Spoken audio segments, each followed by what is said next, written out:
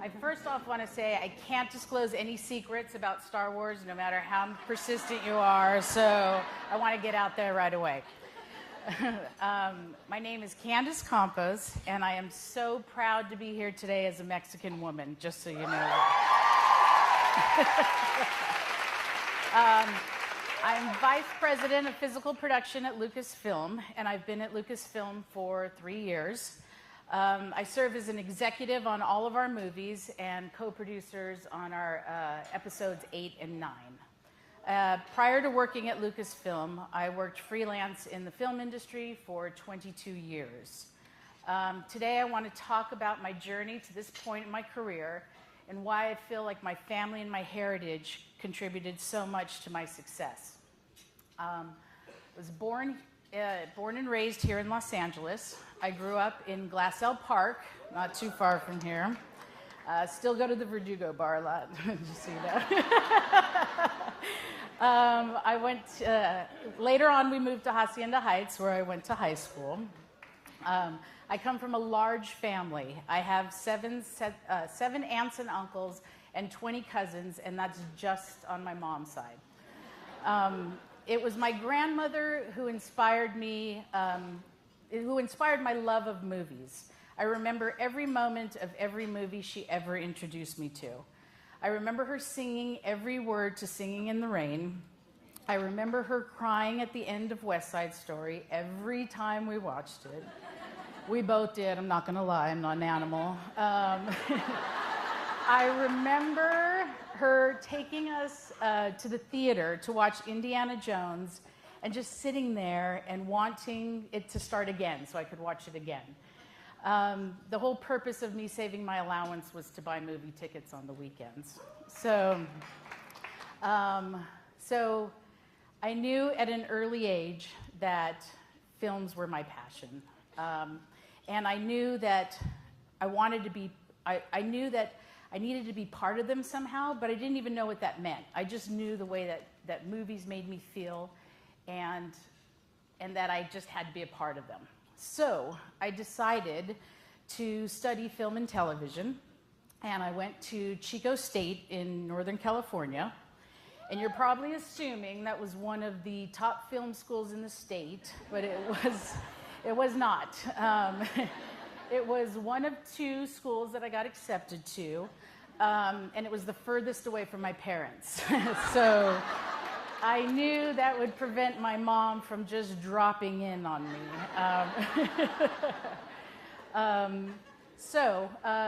Between my junior and senior year, I received a call from my uncle, and at the time he was a unit production manager in the film industry. And he asked me if I wanted to be a production assistant on a movie called Ladybugs that was filming in Denver, Colorado. And of course I said, yes, absolutely. I had no idea what that meant, but I packed a bag, and that summer I slept on his couch in his hotel suite and was happy to do it. And I was hooked. I couldn't imagine doing anything else with my life. It just, at that summer, I just realized that that's what I wanted to do the rest of my life. And I also, I have this theory, and this theory is that most people in the film industry have this sickness. And basically what the sickness is, is that you are willing to work long hours, you are willing to work weekends, you thrive on high-stress situations, you'll pick up at a moment's notice to travel anywhere in the world, you work under extreme conditions, and you wouldn't do anything else in the world. You'll complain about it a lot, don't get me wrong, but you can't imagine yourself doing anything else. So I caught the sickness that summer. So I returned to Chico State, and I finished my senior year, and I graduated. And so after I graduated, I went back to Los Angeles, and was ready to start my career in film. So I called my uncle and said, I'm ready to go to work. And he said, great, I have some ground rules. And I thought, okay, what are the ground rules? And he said, I'm never going to hire you as anything other than a production assistant. I'm never going to pay you more than $350 a week, and you can leave whenever you want. And I thought, what a jerk. Like, obviously he has no concern for my career advancement. I'm just kidding. My uncle's my biggest advocate, sorry. And my hero until today, actually. So I did a couple more shows with him, and then decided to go out on my own and get my name out there. I took whatever jobs were offered to me, no matter how menial or how short.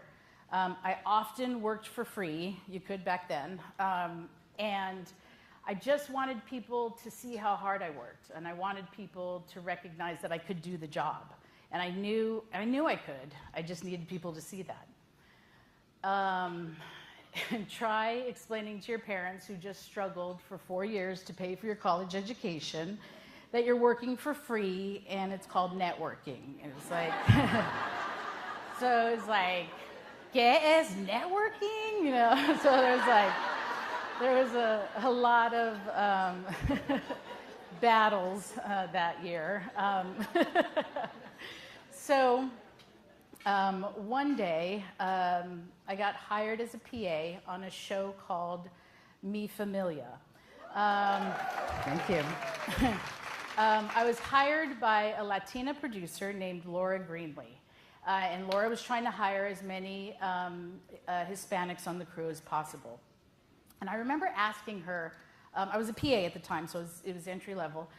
And I remember asking her if I could be the assistant coordinator, which was quite a big jump, big promotion I wanted to give myself. And I remember her looking at me weirdly and saying, okay, here's the deal. If you can set up all the offices for the entire crew, which meant phones, furniture, copiers, water, coffee, office supplies, anything that you would need to just run an office. She said, I'll consider it. I'm like, okay. So, as you guessed, I nailed it. I did an amazing job. And as I look back, I mean, that was actually kind of the spark that, you know, set me ablaze for the next 20 years in the film industry. And I think part of that has to do with, it gave me the confidence to ask for something, and then the positive reinforcement that somebody would give it to me, you know? And so I've always appreciated that. And I've had such amazing opportunities, and I've been fortunate enough to work on movies like Spider-Man and Mission Impossible 3, Perfect Storm, War of the Worlds, Dark Knight Rises, and then recently on The Force Awakens and Rogue One with Lucasfilm and Episode 8. Thank you. And it's because of my relationships in the freelance world that I was offered my job at Lucasfilm. My current boss is head of production, and I had worked with him on 2 shows, War of the Worlds and The Adventures of Tintin. And, you know, even years later, he remembered my work. And the moment he had an opportunity at Lucasfilm, I was the first person he called. And I'll always be very grateful for that opportunity. So now you know my whole job history. Let's talk about my family and my heritage. Let's start with my family. I mentioned I had a big family and lots of cousins. We were all raised with such a sense of pride that I actually felt sorry for my friends who weren't Mexican. Like, because I'm like, what do you mean you only have 2 cousins? Like, how do you play baseball? Like, it didn't make sense.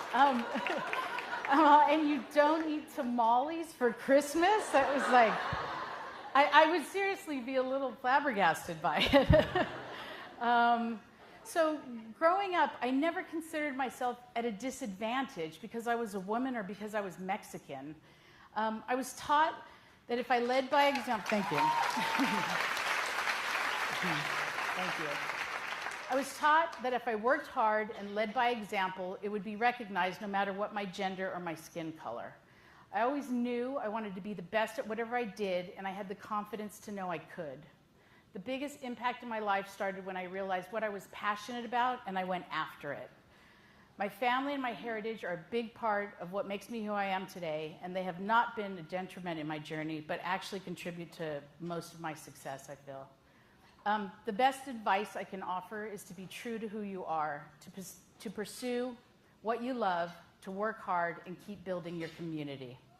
I promise you that the things that make you uniquely you are the very things that will fuel your success.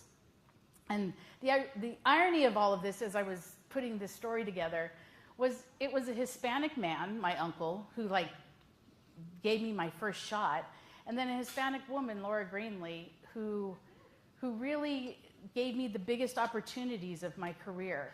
And I feel like the only way I can pay them back is to continue to promote and support all women and minorities whenever I can.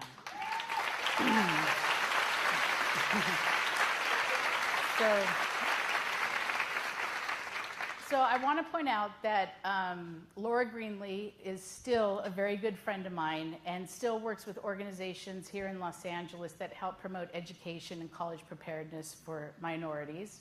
And completely coincidentally, one of our producers, Nancy De Los Santos, Nancy was the associate producer on Mi Familia, and we just realized who we were just a few days ago when we were on the phone putting this all together. So it's just really inspirational to see all of us still promoting Latinas, Latinos, and minorities in our cities. So that's it. Thanks. So I'd just like to say that if we continue to support one another and continue giving each other opportunities, we all benefit. We develop strong, capable Latina women in the workforce that represent all of us. We need to be positive role models for all women. So some of the things you can do is grab that resume that normally might not make the cut, that's of one of us, and give us a chance to prove ourselves. Thank you. Take the extra time to offer advice or mentor one of us. Continue to be proud and work hard and lead by example, because if anyone knows, it's all of us in this room, that Latina ladies are a force to be reckoned with.